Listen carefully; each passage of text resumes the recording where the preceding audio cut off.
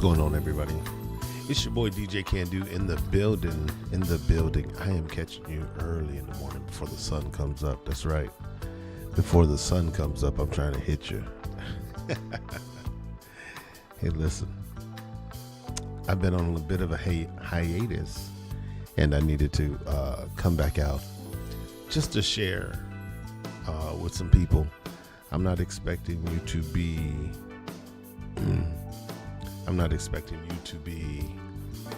awake right now, but hopefully you get a chance to catch this at some point today, or if not today, sometime soon. But I want to share with you guys, God gives me things, and not only does God give me stuff, but I experience stuff, and I'm like, I need to share that with the people, because a lot of times I'm sharing it with myself. And I feel like it's selfish to share it with just myself. So I like to share it with the people as well. Good morning from Vicky and Taryn. Good morning. Thank you so much. So good to see you, ladies. Tell me you can hear me okay, all right? Let me know you can hear me okay. But I just want to this is literally going to be just a few minutes.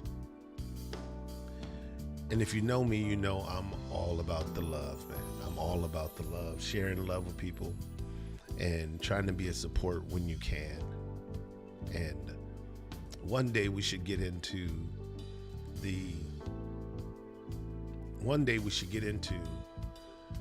how important the small things are. One day we should get into how important the small things are.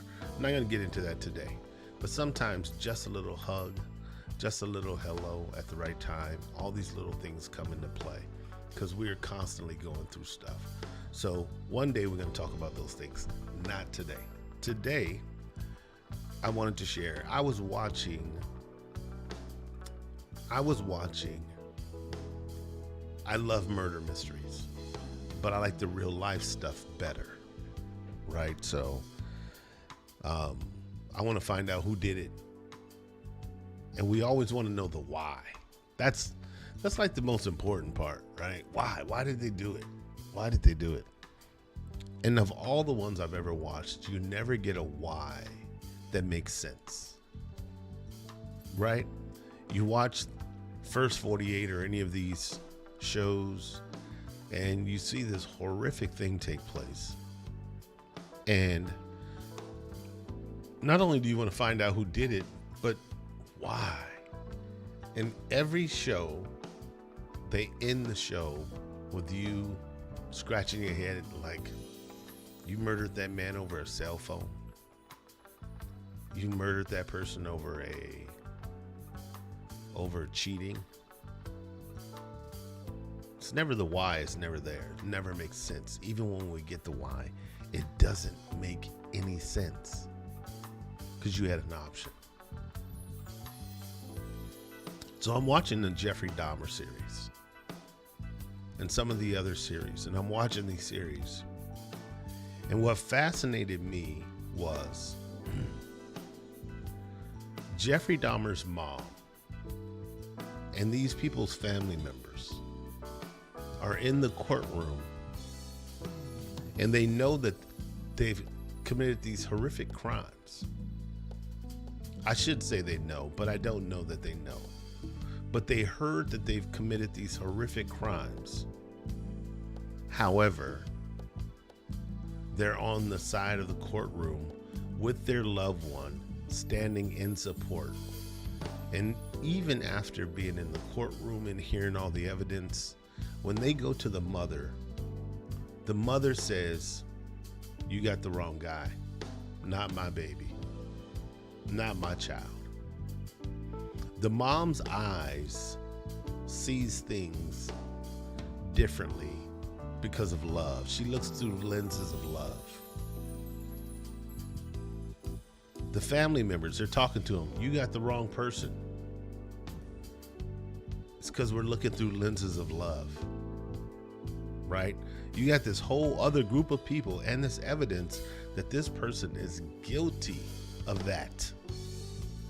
But these people are looking through a lens of love that says it wasn't them. And even if it was them,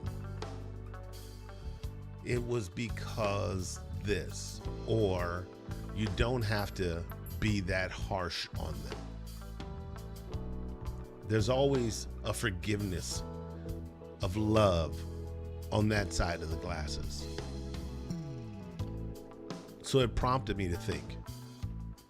It prompted me.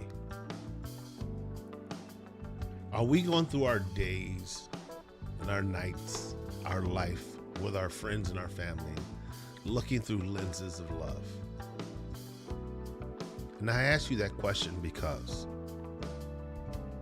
if you were looking through a lens of love, wouldn't you forgive easier? Yeah, they did it. Absolutely. Exactly what you think they did it. But are they not worth your forgiveness? Are they not worth a second chance? Are they not worth you forgiving them once and for all? Some people are repeat offenders. They keep doing stuff over and over again, and it's hard for us to forgive them. It's hard. It's really hard. But, however, it's not just for them, it's for you. When you start to look at life through the lens of love, things start to get a whole lot better for you.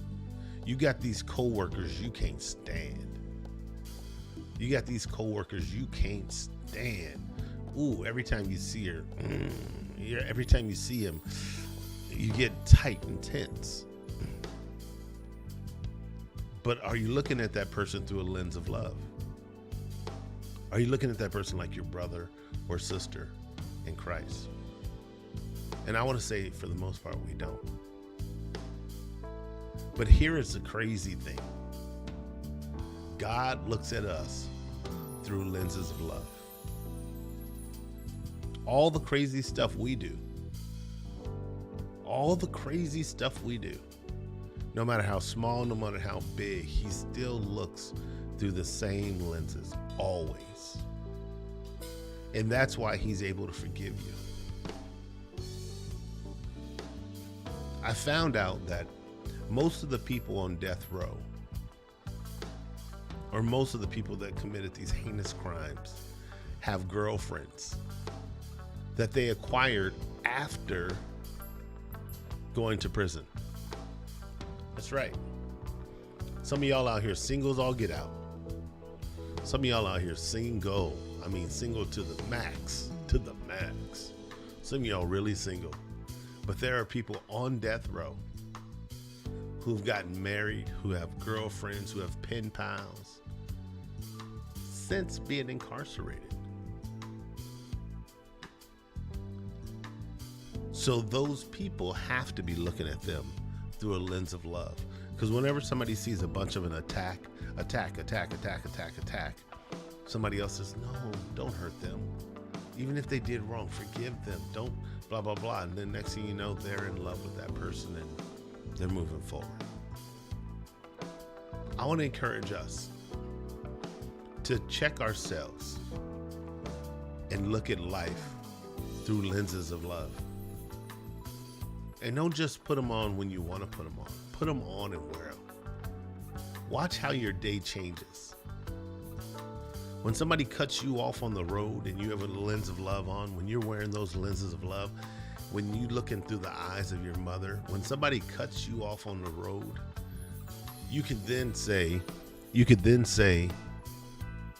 know what? That person must really be in a hurry to get home for something important. Because I've been that guy. I've been that guy who I drive smooth and casual all the time. But when I had a family emergency, I got on the freeway and on the streets driving like a bat out of hell. Right? I did that. Now, I was getting honked at. I was getting, yelled at. People were mad. But they didn't know what I was going through. They didn't know what I was dealing with. I would never have driven like that before. I would never have cut you off. I would never have been inconsiderate like that before. But in this situation, I've got to get to where I got to get to. But to the people that were in the cars at that moment, they were like, a-hole, giving me the middle finger, everything else. And I probably deserved it. But when you're looking through the lens of love, when you're giving people the benefit of the doubt, and keep on giving them the benefit of the doubt. If God looks at you through the lens of love, if God gives you multiple opportunities, then you should be doing the exact same thing. Not only that, the Bible tells you to do it. Forgive 70 times 70. I want you to be able to learn to forgive. Forgiving somebody is a skill. It's a learned behavior. You've got to do it.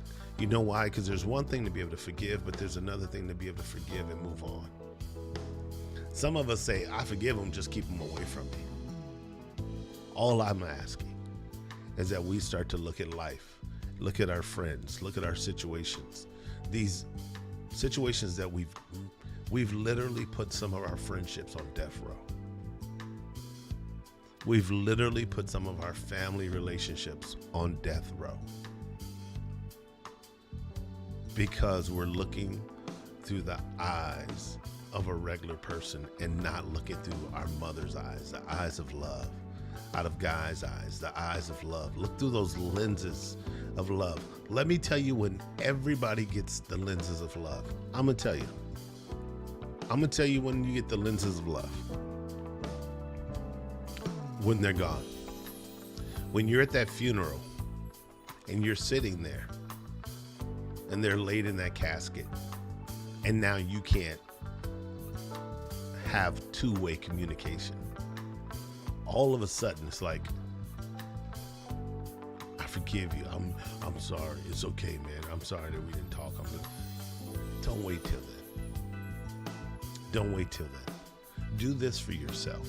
Start to look at life through lenses of love, and watch how much better life is. I promise you, it's going to be better for you. It's going to be better for you. My name is Can Do. I want to say hello to everybody that stopped by. This is going to run a few times today. I just wanted to come on and talk to the people. God put that on my heart, and I know that I need to start looking through the lenses of love for other people in other situations that I've been going through. And so I want to encourage others to do the same. Hello to you, Nisi, my man, the bearded one. If you're watching this show after 6:30 in the morning, it is not live. It's not live. Hey, I love you too, man. I love you guys. Be well. Let God lead you today. But more than everything, look through the lenses of love, the eyes of your mother as you go through this day. Listen, do you remember your mom forgiving your brother or your sister for something they did? And you were like, but they did this. And they were like, oh, baby, just forget it. Oh, just let it go. Oh, just. Sometimes we got to be that person. Sometimes we got to be able to be that and do that. We have to do that. We need to do that. It's important that we do that. Love you guys. Thank you so much for letting me entertain you for a few minutes. I will talk to you soon. Be well. God bless.